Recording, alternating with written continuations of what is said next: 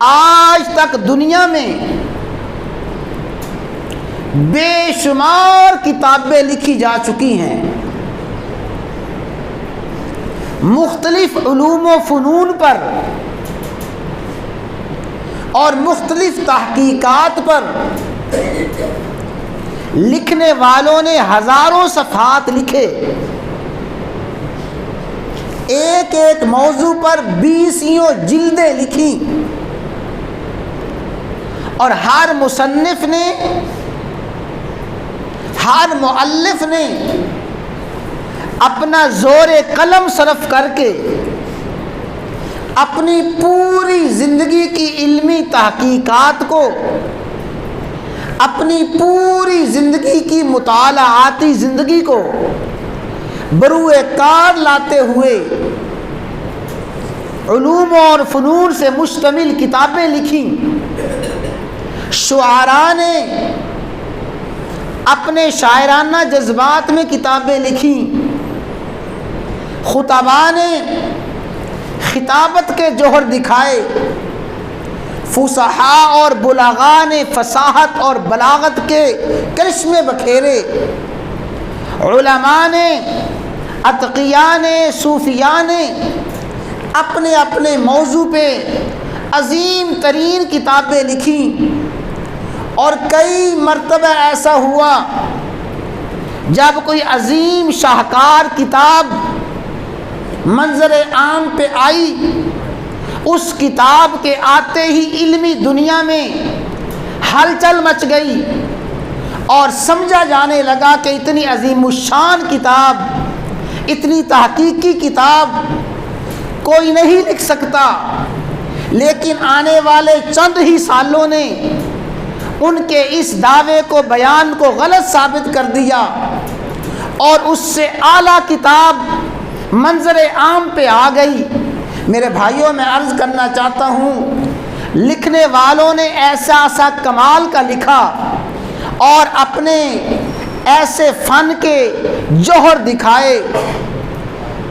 عام انسانی عقل حیران ہیں۔ میں صرف مثال کے طور پہ عرض کرنا چاہتا ہوں، ہم جتنے یہاں بیٹھے ہیں، سب سے پہلے میں اور آپ، میں سب کو مخاطب کر کے یہ بات عرض کرنا چاہتا ہوں، اگر ہم قلم لیں، سامنے اپنے ورقہ رکھیں، اور ہم یہ کوشش کریں کہ ہم ایسی عبارت لکھیں، اردو کی عبارت، اس اردو کی عبارت کی ایک سطر لکھیں اور ایک سطر غیر منقوط لکھیں، ایسی سطر اس کے سارے الفاظ بغیر نقطے کے ہوں، میں اور آپ اور عام صاحب علم اور عام صاحب بصیرت ایک سطر غیر منقوط نہیں لکھ سکتے، لیکن لکھنے والوں نے ایسا کمال کیا، سینکڑوں صفحات لکھے، اور ان سینکڑوں صفحات میں ایسے الفاظ استعمال کیے جو غیر منقوط ہیں، ایسے الفاظ استعمال کیے جس پہ نقطہ کوئی نہیں ہے۔ لکھنے والوں نے عربی میں بھی لکھا، لکھنے والوں نے فصاحت میں بھی لکھا، بلاغت میں بھی لکھا، لکھنے والوں نے سیرت پہ بھی لکھا۔ سواطع الالہام ابو الفیض فیضی، اکبر بادشاہ کے دربار کا ایک بہت بڑا صاحب علم نام ہے، ابو الفیض فیضی نے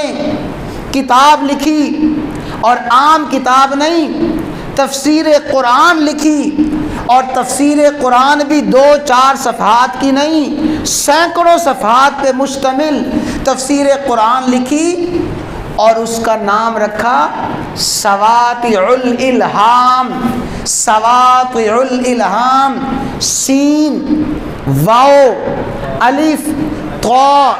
الف، لام، ہا، الف، میم، یہ سارے کے سارے الفاظ جیسے غیر منقوط ہیں، اپنی پوری تفسیر میں وہی الفاظ استعمال فرمائے جس میں نقطہ کوئی نہیں ہے۔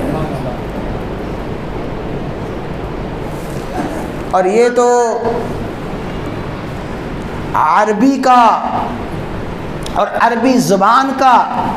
ایک حیرت انگیز کارنامہ ہے، لیکن میں آپ کو اس سے دلچسپ مثال دینا چاہتا ہوں۔ عالم اسلام کی عظیم شخصیت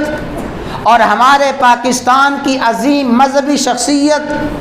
حضرت مفتی محمد تقی عثمانی صاحب مد ظلہ العالی کے بڑے بھائی محمد ولی رازی ابھی بھی حیات ہیں۔ ایسے صاحب علم ہیں،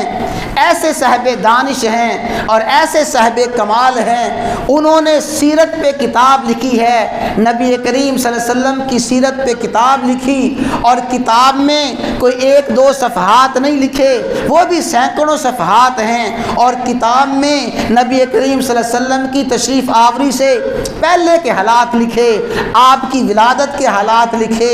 آپ کے رضاعت کے حالات لکھے، آپ کی بچپنی کے حالات لکھے، آپ کی نبوت اور رسالت کے حالات لکھے، آپ کے غزوات لکھے، اور آپ کی ساری حیات طیبہ کو اس کتاب میں سمویا ہے، پرویا ہے، حتیٰ کہ آپ کی وفات اور آپ کی رحلت کے حالات لکھے ہیں۔ پوری کی پوری سیرت کی کتاب لکھی، اور اس کتاب کا نام رکھا ہادی عالم۔ بے کیا نام ہے؟ ہادی عالم۔ ہادی عالم، ہا الف دال یا، ہادی کوئی نقطہ نہیں ہے، عالم عین الف لام میم کوئی نقطہ نہیں ہے۔ جیسے ہادی عالم نامی کتاب اور اس کا نام ہی غیر منقوط الفاظ پہ مشتمل ہے، پوری کی پوری سیرت کی کتاب لکھی اور اس میں نقطہ کوئی نہیں لکھا۔ اللہ اکبر، سبحان اللہ، یہ کمال ہے۔ اور یہ علم کے سمندر اور علم کے سمندر کی موجیں ہیں، تو بڑے بڑے صاحب علم لوگوں نے بڑی بڑی کتابیں لکھی۔